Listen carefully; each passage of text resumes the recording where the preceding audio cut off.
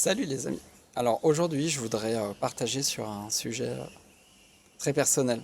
On parle souvent de l'éveil spirituel comme une aventure impersonnelle, d'une grande dissolution dans le tout. Et c'est vrai qu'il y a un moment où ça arrive.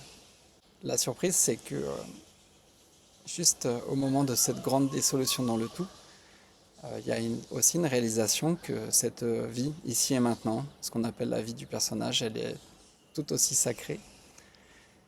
Et il peut y avoir une énergie de retour à ce sacré dans le ici et maintenant.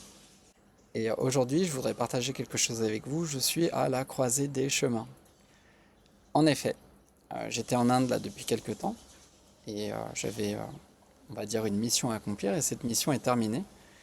Et d'habitude, à cette période de l'année, je rentre en France pour quelques mois. Je travaille dans un job, on va dire, alimentaire que j'essaye de faire de tout mon cœur.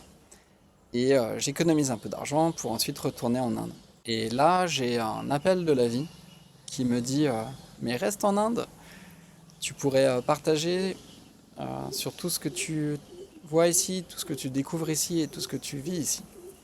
Je suis très curieux, je vais souvent dans des temples, je vais souvent dans des lieux super intéressants. Par exemple, en ce moment, je suis à Auroville et il y a vraiment énormément de choses à dire sur ce lieu. Et donc, c'est un peu l'inspiration du moment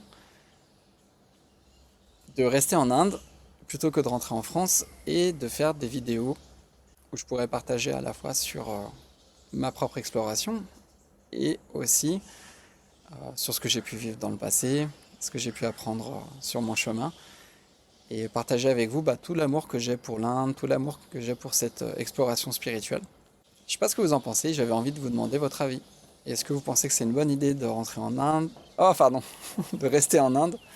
Ou est-ce que c'est peut-être plus intéressant de rentrer en France? Sachant qu'en France, j'ai des possibilités, mais j'ai pas forcément de joie. Alors qu'en Inde, je me sens très excité à l'idée de faire ça. Le seul truc, c'est que si je fais ça, je vais avoir besoin d'un soutien financier. Donc je pensais faire un crowdfunding où tout simplement je donnerais la possibilité des gens qui sont intéressés de financer cette activité. Et en fonction des sommes qui sont récoltées, je pourrais rester plus ou moins longtemps en Inde. Peut-être que je pourrais aussi acheter un petit peu d'équipement pour faire des vidéos intéressantes. Du coup, voilà. Vous me dites ce que vous en pensez. Est-ce que vous trouvez que l'idée est bonne? Est-ce qu'éventuellement vous seriez intéressé pour financer quelque chose?